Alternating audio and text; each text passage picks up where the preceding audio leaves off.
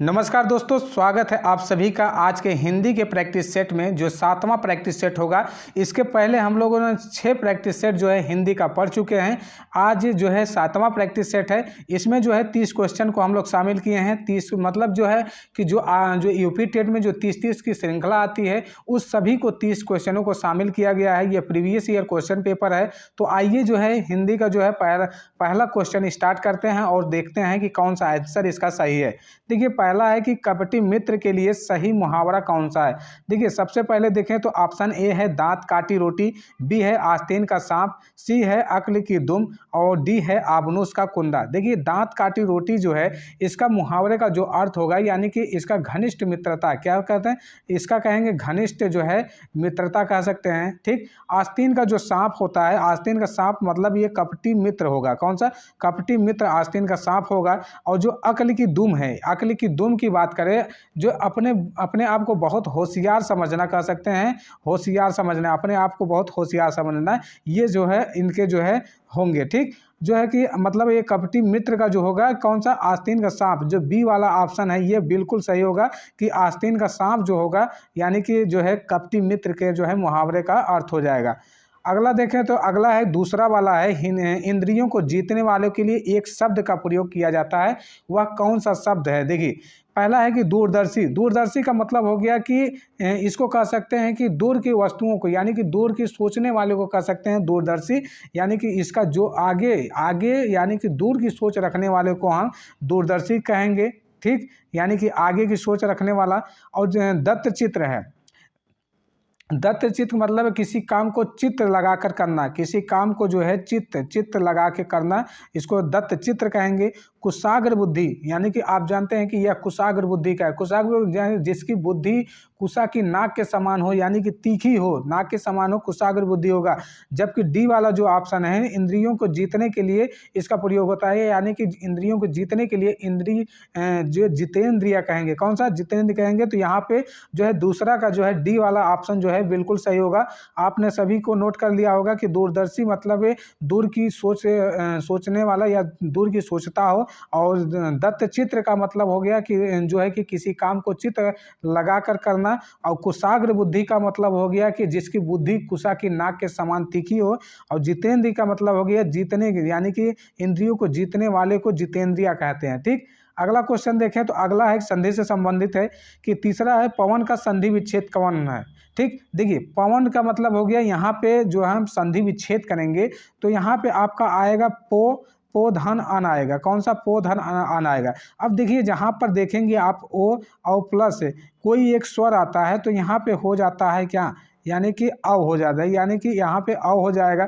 तो यहाँ पे इस प्रकार की जो संधि होगी तो वहाँ पे यह कौन सी संधि होगी? यहाँ पे यह जो अयादि संधि के अंतर्गत आएगा। कौन सा? अयादि जो है संधि जो होगी, अयादि संधि होगी। इस प्रकार की जो संधि होगी, ठीक, अयादि संधि के अंतर्गत आएगा पो धन अवन, यानी कि पो धन अन हो जाएगा। ये पवन का संधि विच्छेद हो जाएगा। देखिए, अगला जो है क्वेश्चन है, चौथा है कि पुनर्जन्म का संधि विच्छेद। देखिए, पुनर्जन्म का हो जाएगा पुनः धन जन्म। कौन सा? पुनः धन जन्म। यह प्रकार की कौन सी हो गया? देखिए, यहाँ पर जो है आपका जो विसर्ग आया है, तो विसर्ग आया है तो पुनः धन जन्म मतलब विसर्ग संधि के अंतर्गत आ गया। कौन सा?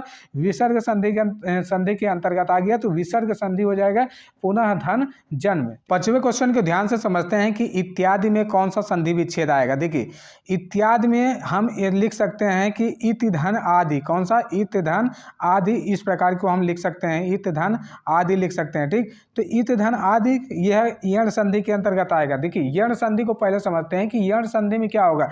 यण संधि में ई और ई मतलब कौन सा? ई, छोटी ई और बड़ी ई, उसके साथ साथ उ और उ और ऋषि के बाद कोई भी भिन्न स्वर आता है, मतलब भिन्न स्वर जो भी आएंगे इसके बाद, यानी कि उ और उ के बाद कोई भी भिन्न स्वर प्लस करेंगे, कोई भी भिन्न स्वर आता है तो वहाँ पर जो है इस प्रकार के संधि में जो है जो ई है और ई है और उ है और बड़ा उ है, तो इसको कैसे हम बदलते हैं। तो देखिए, यहाँ पर ई के बाद जो भी स्वर आएगा वहाँ पर हम लिखेंगे यह। क्या लिखेंगे य। तो यहाँ पे यही लिखा गया है य, यहाँ पे इति धन आदि लिखा गया है, तो इत्यादि य यहाँ पर जो है इत्यादि में जो य आया है तो वहाँ पे य के स्थान पे यही लिखा गया है। यहाँ पे जो छोटी की मात्रा है और यहाँ पे कोई स्वर आया है, आ आया है, मतलब आदि जो आया है, आदि में आ आया है, तो यहाँ पे छोटी की मात्रा आई है, यानी कि छोटी ई आई है। उसके बाद इसको किस में बदलेंगे, उसको य में बदलेंगे। ठीक, तो य में बदलेंगे तो यहाँ पे इत्यादि हो जाएगा, तो यहाँ पे यण संधि के अंतर्गत आ जाएगा। तो यण संधि में इस प्रकार की आते हैं। जबकि अगर आपको यहाँ पे जो है पांचवे का पहला सही होगा। जबकि दीर्घ संधि में आप जानते हैं जो है दीर्घ संधि जो होती है इसमें जानते हैं कि आप आ रहेगा और बड़ा आ रहेगा, मतलब यहाँ पे आएगा तो बड़ा आ ही आएगा, और छोटी ई रहेगी तो बड़ी ई रहेगी, तो यहाँ पे बड़ी ई आएगी। मतलब यहाँ पे जो दीर्घ यानी कि दीर्घ स्वर जो है वहाँ पे बड़ी ई आएगी, ऊ और प्लस ऊ आएगा, तो यहाँ पे ऊ, तो यहाँ पे बड़ा ऊ का मात्रा रहेगा, तो यहाँ पे जो है दीर्घ संधि के अंतर्गत आएंगे। जो वृद्धि संधि होता है, वृद्धि संधि में क्या होगा कि यहाँ पे आय के स्थान पे आय और औ आएगा, और गुण संधि पे वहाँ पे ए और आय आएंगे। इस प्रकार की जो संधि होगी यहाँ पे इस तरह से हम नोट कर सकते हैं। तो अगला देखें, तो अगला छठवां है नाक रगड़ना। नाक रगड़ने का जो है कि किस प्रकार का जो है यहाँ पे जो है मुहावरा यानी कि जो है प्रस्तुत कर रहा है। देखिए, नाक में चोट लगना, नाक रगड़ना का नहीं, ये भी नहीं। इज्जत देना, देखिए इज्जत देना ये भी नहीं होगा। ठीक, दीनता पूर्वक प्रार्थना करना है, ये बिल्कुल सही है कि नाक रगड़ना मतलब किसी के सामने आप नाक रगड़ रहे हैं तो दीनता पूर्वक वहाँ पे प्रार्थना कर रहे हैं कि हमको ये कार्य किसी तरह करवाना, तो वहाँ पे आप जो है नाक रगड़ना। ठीक, चापलूसी करना, देखिए चापलूसी करना यह भी एक प्रकार की जो है तलवे चाटने के अंतर्गत आ जाएगा। कौन सा कि तलवा चाटना, कौन सा तलवा जो है तलवा चाटना कह सकते हैं, चाटना इसको कह सकते हैं कि जो है कि चापलूसी करना। अगला है सातवां है कि उन्मूलन का विलोम क्या होगा। देखिए यहाँ पे दिया है कि ए है उत्थान है, उत्कर्ष है, रोपण है, अवनति है। देखिए सबको पहले समझते हैं जो है कि उत्थान जो होता है जो है उत्थान, ठीक, उत्थान का हो जाएगा पतन। कौन सा उत्थान का जो है ये पतन हो जाएगा। उत्कर्ष का आप जानते हैं कि अपकर्ष होता है, उत्कर्ष का अपकर्ष हो जाएगा। रोपण, रोपण का मतलब हो गया उन्मूलन। कौन सा उन्मूलन, रोपण का उन्मूलन। अवनति, अवनति क्या हो गया उन्नति। कौन सा उन्नति हो जाएगा, अवनति का उन्नति। तो यहाँ पे आप उन्मूलन का देखें तो रोपण हो जाएगा। कौन सा जो है रोपण हो जाएगा। आठवां प्रश्न है कि हजारी प्रसाद द्विवेदी ने आदिकाल को क्या संज्ञा दी है। तो यहाँ पे देखा जाए तो जो द्विवेदी युग के प्रेरणा महावीर प्रसाद द्विवेदी जो हैं इन्होंने जो है आदिकाल को जो है कौन सी संज्ञा दी है, इन्होंने दी है बीज वपन काल। कौन सी, बीज वपन काल जो है आदिकाल की संज्ञा दी है। जबकि देखा जाए तो जो चारण काल है वह जो है चारण काल किसने दिया है, तो चारण काल है जॉर्ज गियर्सन ने दिया था। कौन सा, जॉर्ज गियर्सन ने इसको दिया था, गियर्सन ने, जॉर्ज गियर्सन ने। जबकि आदिकाल की जो रचना है यह है जो है हजारी प्रसाद द्विवेदी ने दिया था। कौन सा, आदिकाल जो है हजारी प्रसाद द्विवेदी। और वीर काल जो है सी वाले में जो है वीर काल जो है आचार्य विश्वनाथ प्रसाद जी ने दिया था।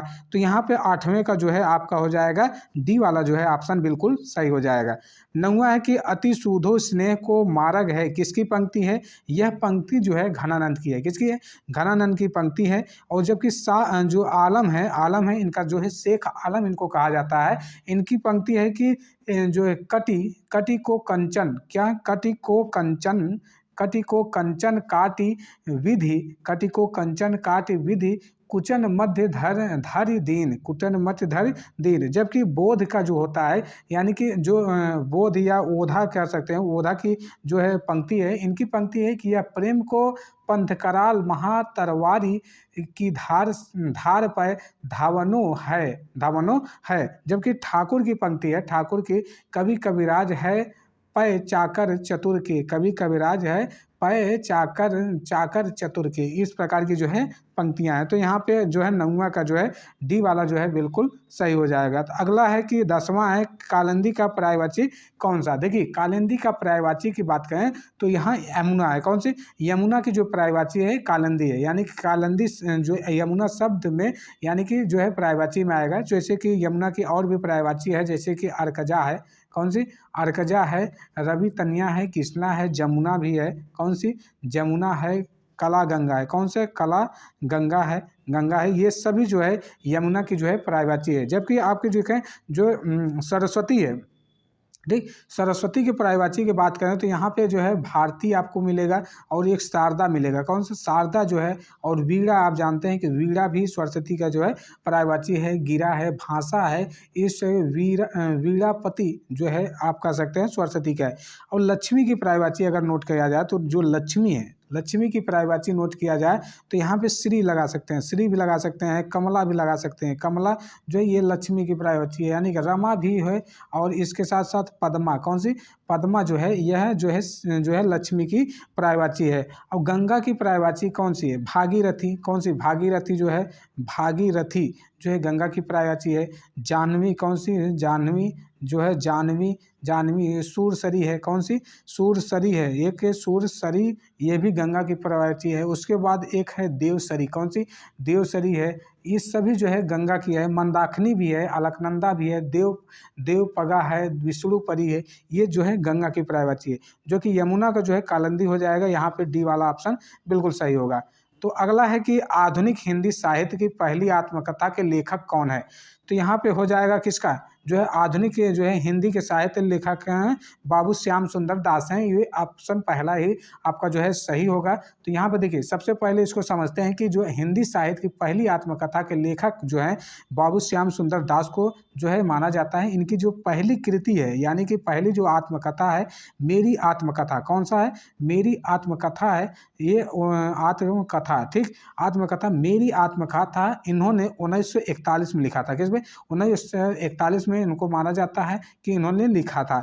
और जबकि देवेंद्र जो देवेंद्र सत्यार्थी हैं, इन्होंने भी की आत्मकथा जो है कि दो भागों में इन्होंने प्रकाशित किया था। पहला था कि जो है कि चाँद सूरज की वीरन। कौन सी? चाँद सूरज की वीरन जो है इन्होंने एक जो है प्रथम कह सकते हैं कि प्रकाशित किया था। और साथ ही साथ जो दूसरा था नील यक्षिणी। कौन सी? नील यक्षिणी। कौन सी? यक्षिणी जो है, नील यक्षिणी जो है देवेंद्र सत्यार्थी का। आपको क्या है, देवेंद्र सत्यार्थी ने इसको दो भागों में प्रकाशित किया था। पहला हमने आपको बताया कि चाँद सूरज की वीरन, और दूसरा बताया कि नील यक्षिणी जो है 1985 में इसको प्रकाशित किया गया था।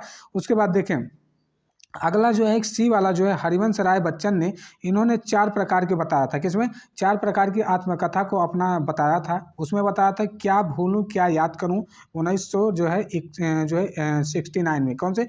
क्या भूलूं क्या याद करूं। और एक जो है एक दूसरा था कि नीड़ का पेड़, नीड़ का निर्माण फिर 1970 में। कौन सा? नीड़ का निर्माण फिर इसको आप नोट कर सकते हैं। एक है कि तीसरा जो है बसेरे से दूर जो है 1978 में बसेरे से दूर। और चौथा जो है उन्होंने किया जो है 1985 में किया है कि दशा द्वार से सोपान तक। क्या? दशा द्वार से सोपान तक। तो यहाँ पे 11वां का जो है पहला यहाँ बिल्कुल सही होगा। सभी का एक्सप्लेनेशन भी हो गया है, उसको आप नोट कर लीजिएगा। आगे जो है 12वां है कि कार्य के आरंभ में ही विघ्न पड़ना किस मुहावरे का अर्थ है? यानी कि कार्य में जो है कि बाधा पड़ गया। तो यहाँ पे कह सकते हैं कि सिर मारना, सिर पर सेहरा बाधा होना, सिर मुड़ाते ही ओले पड़ना, सिर पर शैतान सवार हो जाना। यहाँ पे सी वाला जो है सिर मुड़ाते ही ओले पड़ना जो है इसका जो है मुहावरे का जो है अर्थ हो जाएगा। जो है कि 13वां है कवि, जो किस कवि को कवियों का कवि कहा जाता है? किस कवि को कवियों का कवि कहा जाता है? तो यहाँ पे अगर आप देखें तो जो है कि धर्मवीर भारती को, शमशेर बहादुर सिंह को, रघुवीर सहाय को, और एक है कि जो है डी वाले हैं सर्वेश्वर दयाल सक्सेना को। सबसे पहले देखें तो शमशेर बहादुर सिंह को कवियों का कवि कहा जाता है। किसको? शमशेर बहादुर सिंह को जो है कवियों का कवि कहा जाता है। जो है शमशेर का जो है कि प्रेम और सौंदर्य के कवि माने जाते हैं शमशेर बहादुर सिंह को, यानी कि नई कविता के इनको प्रमुख भी शमशेर बहादुर को माना जाता है। यानी कि शमशेर बहादुर को दूसरे जो है सप्तक के कवि माने जाते हैं। इनकी प्रमुख जो है काव्य जो है, जैसे कि कुछ कविताएं हैं, जैसे कि कुछ कविताएं हैं, इस प्रकार की यह कविता लिखते हैं। कुछ और कविताएं हैं, कुछ चुकी हैं, यानी कि चुकी भी हैं, चुकी भी हूँ नहीं मैं, इतने अपने पास है उदित। इस प्रकार की जो है इन्होंने कविता लिखते हैं जो है शमशेर बहादुर सिंह है। ठीक, तो इनकी जो है इस तरह की कविताएं हैं, जो है कि आपको पता है कि इस तरह की जो है इन्होंने जो है कविताएं लिखी हैं। ठीक, जो है अगला चलें तो अगला है कौन सा, 14वां है कि दशरथ सुत तिहु लोक बखाना राम नाम मर्म है आना। किस रचनाकार की पंक्ति है? यह देखिए, यह पंक्ति जो है कौन सी है, किसकी पंक्ति है? यहाँ पे देखें तो यहाँ पे ये कबीर की पंक्ति है। किसकी? कबीर की पंक्ति है कि दशरथ सुत तिहु लोक बखाना राम नाम का मरम है आना। ठीक, जबकि तुलसीदास की पंक्ति की बात करें तो इसको आप नोट कर सकते हैं कि साखी शब्द दोहरा कहीं कहीं कहिनी अप खान। कौन सी? अप खान। साखी शब्दी दोहरा कहीं कहनी अफखान भगति निरुपही भगत कलि निंदही वेद पुराण। यह जो है तुलसीदास की। जबकि केशव जो है केशव दास की है कि केशव केसनी अस करी बैरहूँ जस न कराही चंद्र बदनी मृग लोचनी बाबा कहीं कहीं जानी। कौन सी? बाबा कहीं कहीं जानी। और सूरदास की पंक्ति है कि बूझत श्याम कौन तू गौरी कहाँ रहती काकी बेटी देगी नहीं कहूँ ब्रज खोरी। ठीक, इस प्रकार की जो पंक्ति है वह सूरदास की। अगला है कि जो है 15वां हिंदी का पहला पत्र किसका है? देखिए, हिंदी का पहला पत्र जो कौन सा है? पहला है उदंत मॉडर्न, जो है कि 30 मई को जो है यह प्रकाशित हुआ था कानपुर से, जो है कि 1826 में। किसमें? 30 मई 1826 में कानपुर से इसको जो है कि प्रकाशित किया जाए, जो है कि इसको माना जाता है। यानी कि इसको जो है प्रकाशित करने वाले जो है इनके संपादक जो है, इसको संपादक कौन है कि पंडित, कौन से? पंडित जुगल। कौन सा? जुगल पंडित जुगल किशोर किशोर जो है इसको संपादित किए थे। यह है उदंत मार्टन। यानी कि इसको अगर भाषा की बात करें तो ये खड़ी बोले में, किसमें? खड़ी बोले में उदंत मार्टन को। और इसीलिए जो है 30 मई को राष्ट्रीय हिंदी दिवस भी मनाया जाता है। किसमें? 30 मई को। 30 मई 1826 को ये प्रकाशित भी हुआ था और इसको मनाया भी जाता है। ठीक, यह जो है कि हिंदी में इसको प्रकाशित किया जाता है। तो यहाँ पे ऑप्शन जो है ए वाला ही सही होगा। मगर अगर देखते हैं कि इतिहास तिमिर नाशक जो है किसकी रचना है? इतिहास तिमिर नाशक जो है यह किसकी है? शिव प्रसाद। किसकी है? शिव प्रसाद। कौन सी? शिव प्रसाद सिंह जो है हिंदी सितारे जो है गद्य की रचना की थी। जो है बनारस अखबार की बात करें तो यह बनारस अखबार जो है प्रकाशित हुआ था कब? जो है 1845 में। किसमें? 1845 में।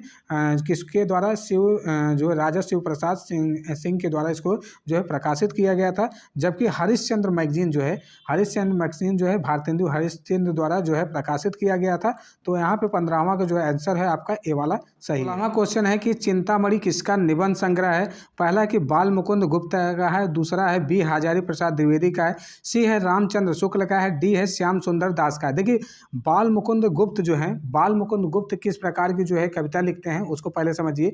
इन्होंने क्या लिखा था?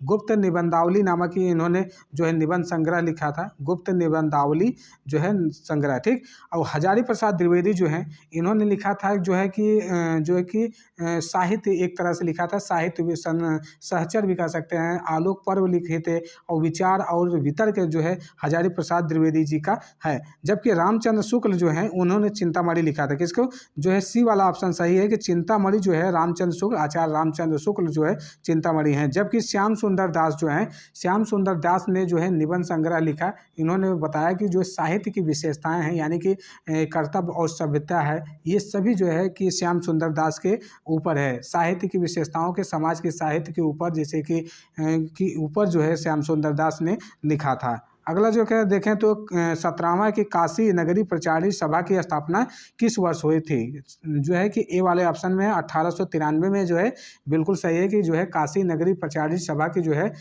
स्थापना हुई थी। किसमें? काशी नगरी प्रचारी जो है सभा की स्थापना किसने की थी? इसको जो है काशी नगरी जो है कि श्याम सुंदर दास ने इसकी जो है श्याम सुंदर जो है सुंदर दास जो है इन्होंने किया था। यानी कि राम नारायण मिश्र और शिव कुमार सिंह जो है इनके साथ जो है सहयोग किए थे, जो है काशी नागरिक प्रचारी सभा की स्थापना किए थे। और किसमें किए थे? 1893 में किया था। देखिए, अगर जो है 1896 में एक है, 1800 कितना 96 में है, वो है सिर्फ नगरीय प्रचारी सभा है। किसमें? नगरीय प्रचारी अगर सभा आती है तो वह नगरीय प्रचारी सभा 1800 जो है 96 में इस पत्रिका के आरंभ किया था, जबकि काशी नगरीय प्रचारी सभा जो है 1893 में जो है प्रकाशित हुई थी। देखिए, और जो है यह एक मासिक पत्रिका है, जबकि जो काशी नगरीय प्रचारी सभा जो 1896 में प्रकाशित हुआ था, ये त्रैमासिक है, यानी कि जो है त्रैमासिक पत्रिका है। किसमें? त्रैमासिक पत्रिका है। इसके संपादक जो है किए गए थे कि वेणी प्रसाद जो है इसके संपादक करता थे, जो काशी से ये भी प्रकाशित हुई थी। अगला क्वेश्चन देखें तो अगला है कि 18वां है कि प्रेम सागर किसकी रचना है। देखिए, प्रेम सागर किसकी रचना है? पहला देखते हैं कि मुंशी सदा सुखलाल का, बी है सदल मिश्र का है, सी है लाल जी का है, डी है राम प्रसाद जो है निरंजनी का है। देखिए, प्रेम सागर जो है, प्रेम सागर है किसकी है? लल्लू लाल जी। किसकी है? लल्लू लाल जी की यह रचना है। यहाँ पे लल्लू लाल जी है। ठीक, तो प्रेम सागर लल्लू लाल जी की रचना हो गई। ठीक, अगले बार देखें तो मुंशी सदा सुखलाल, जो मुंशी सदा सुखलाल हैं, इन्होंने किस प्रकार की रचना की है उसको समझते हैं। और उसके साथ देखिए राम प्रसाद निरंजनी, राम प्रसाद निरंजनी जो है वो किस प्रकार के रचना करते हैं। और सदल मिश्र हैं, वो कौन कौन सी रचना करते हैं। जैसे मुंशी सदा सुखलाल जो हैं, उन्होंने क्या किया था, जो है कि सुख सागर नामक के जो है रचना की थी। किसका? सुख सागर। कौन सा? सुख सागर। ठीक, सुख सागर। और सदल जो है, यानी कि जो है सदल जो हैं, इन्होंने क्या किया था, इन्होंने जो है एक जो है कि रामचरित या हिंदी पारसी के जो है वावेबुली आदि जो है सदल मिश्र के द्वारा जो है किया गया था। जबकि जो है कि राम प्रसाद निरंजनी के द्वारा जो है भाषा कौन सा? भाषा योग वशिष्ठ का, भाषा योग जो है वशिष्ठ, कौन सी? योग वशिष्ठ जो है इनके द्वारा जो है रचित है। और जो है कि यहाँ पे इसका आंसर हो जाएगा सी वाला, बिल्कुल सही होगा। यानी कि सी वाले जो है ऑप्शन पे जो है प्रेम सागर जो है किसकी रचना है? कि लल्लू लाल जी की रचना है। अगला देखें तो व्युत्पत्ति के आधार पर संज्ञा के कितने भेद हैं।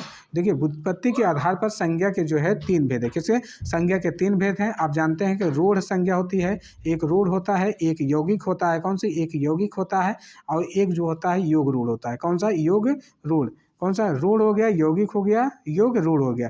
जबकि अगर देखें संज्ञा के आधार पर हो गया, जबकि यही जो है कि अर्थ के दृष्टि के आधार पर देखें, यानी कि अगर अर्थ के दृष्टि के आधार पर देखें तो यहाँ पे 5 हो जाएगा। आप जानते हैं कि व्यक्तिवाचक, जातिवाचक, भाववाचक, समुदायवाचक, द्रव्यवाचक, ये सभी 5 प्रकार की जो संज्ञाएं हो जाएंगी। तो यहाँ पे ए वाला जो है ऑप्शन बिल्कुल सही होगा। जो है अगला है कि 20वां क्वेश्चन, हिंदी के शब्दों का जो है लिंग निर्धारण किसके आधार पर होता है। तो यहाँ पर देखिए, जो हिंदी के शब्दों का लिंग निर्धारण है वह प्रत्यय के आधार पर होगा, या संज्ञा के आधार पर होगा, क्रिया के आधार पर होगा, या सर्वनाम का। सबसे जानते हैं कि हिंदी के शब्दों को हम लिंग आधार जो है संज्ञा के स्थान पर करते हैं। किस पे? संज्ञा के आधार पर इसको करते हैं। तो यहाँ पे बी वाला ऑप्शन बिल्कुल सही होगा, संज्ञा के आधार पर। जैसे कि राम, हरि, मोहन, ये सब पुल्लिंग है। कौन सी पुल्लिंग है? मतलब यह है पुरुषवाचक संज्ञा है, यानी कि पुरुष है। तो यहाँ पे जो है लिंग के आधार पर जो है हिंदी के शब्दों का लिंग का आधार जो है संज्ञा के स्थान। संज्ञा मतलब स्थान या नाम किसी व्यक्ति का, वो संज्ञा होगा। तो संज्ञा के स्थान पर होगा सीता, राधा, गीता, ये सब स्त्री हो जाएंगी।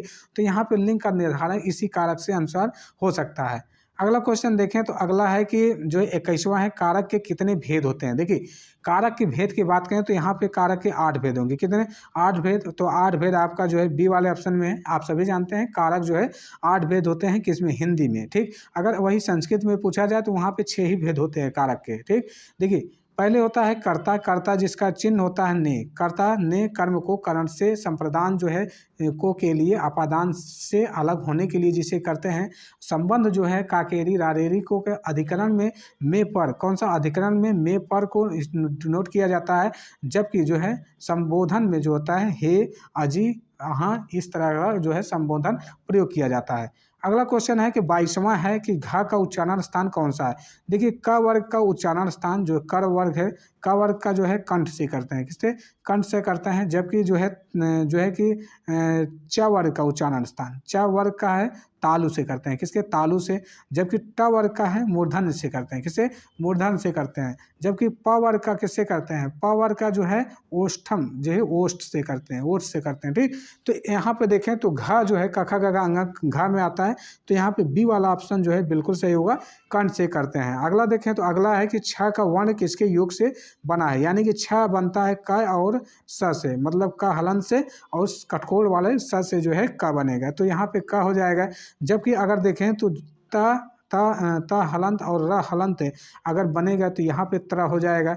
और इसी के बाद देखें तो ज हलंत और इया हलंत, कौन सा, इया हलंत, तो यहाँ पे ज्ञा बनता है, कौन सा, ज्ञा बनता है, तो इसको भी आप नोट कर लीजिए। और स बड़ा स हलंत और र हलंत रहेगा तो सरा बनेगा, कौन सा, सरा। तो यहाँ पे छ का वर्ग कौन सा हो गया, ए वाला जो है आपका बिल्कुल सही है। अगला देखें तो 24वां है शुद्ध वर्तनी का चयन कीजिए। तो यहाँ पे शुद्ध वर्तनी देखा जाए तो अस्पृश्यता, कौन सा, अस्पृश्यता, सी वाला जो है बिल्कुल सही है, तो यहाँ पे सी आपका सही हो जाए।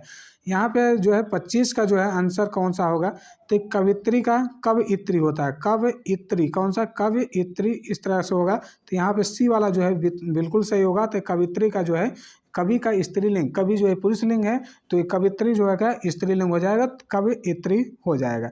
अगला जो है 26वां है तरणी का पर्यायवाची कौन सा, तरणी का पर्यायवाची क्या होगा, सूर्य होगा, कौन सा, सूर्य जो होगा, सूर्य जो होगा तरणी का जो है पर्यायवाची हो जाएगा। अगला जो है अगला क्वेश्चन देखें तो अगला है कि जो है 27 से मीन का पर्यायवाची, मीन देखिए मीन का पर्यायवाची होगा, सिखी है, सापक है, भिगावली है, मत्स्य है। देखिए जो मीन का पर्यायवाची होगा वो क्या होगा, ये होगा जो है डी वाले ऑप्शन में मत्स्य, मत्स्य, जैसे कि मत्स्य हो जाएगा। इसके जो मीन का और भी पर्यायवाची हैं, जैसे कि सफली है, कौन सी, सफली है, सफली है, झस है, कौन सी, झस है, जल है, जल है, जीवन है, ठीक। ये सभी जो हैं इसके पर्यायवाची हैं सिवलिक है, ठीक। देखिए 28 का प्रश्न है, दिए गए शब्दों में भिन्न अर्थ वाला शब्द प्रकट कीजिए। देखिए आत्मजा, आत्मजा मतलब होता है क्या, यह पुत्री का पर्यायवाची है, किसका, पुत्री का पर्यायवाची है, कौन सी, पुत्री का पर्यायवाची है। नंदिनी जो है पुत्री का पर्यायवाची। भार्या, भार्या जो है पत्नी का पर्यायवाची, किसका, पत्नी का जो है पर्यायवाची जो है भार्या है। जबकि कन्या जो है, कन्या जो है ये भी पुत्री का पर्यायवाची, किसका, पुत्री का पर्यायवाची है, पुत्री का जो है पर्यायवाची है। तो यहाँ पे ए बी और डी जो है एक समान है, तो असमान हमको बताना है कि जो भिन्न अर्थ वाला भार्या जो है ये पत्नी का जो है पर्यायवाची है, तो यहाँ जो है सही हो जाएगा। अगला क्वेश्चन है 29 का अनुपम का पर्यायवाची कौन सा है, अनुपम, अनुपम का पर्यायवाची के देखें तो अनुपम का जो पर्यायवाची होगा अद्वितीय होगा, कौन सा, अद्वितीय होगा, जो है कि अनुपम अद्वितीय होगा। इसके साथ साथ इसका अद्भुत होगा, अद्भुत पर्यायवाची, ठीक, अद्भुत हो जाएगा। अनूठा हो जाएगा, किसका, अनूठा, अनूठा जो है अपूर्व हो जाएगा, अपूर्व जो हो जाएगा, अनोखा हो जाएगा, किसका, अनोखा। ये सभी जो है अनुपम के पर्यायवाची हैं अद्वितीय। अगला क्वेश्चन देखें 30वां क्वेश्चन है कि 30वां है कान का कच्चा होने का अर्थ क्या है। कान का कच्चा होने का मतलब हो गया कि कम सुनना, सुनी हुई बात पर विश्वास ना करना, मतलब कान का कच्चा होना, सुनी हुई बात पे विश्वास ना करना, यह कह सकते हैं कान का कच्चा। दूसरे की बात पे जो है मानना कान का कमज़ोर होना है, यानी कि बी वाला जो है ऑप्शन बिल्कुल सही है। देखिए 30 क्वेश्चन हमने आज करा दिया है। आज की क्लास को यहीं पे समाप्त करते हैं। आप लोग जो है यहाँ तक देखें, इसके लिए आप लोगों का बहुत बहुत धन्यवाद। जो है कि आज की क्लास यहीं पर समाप्त किया जाए।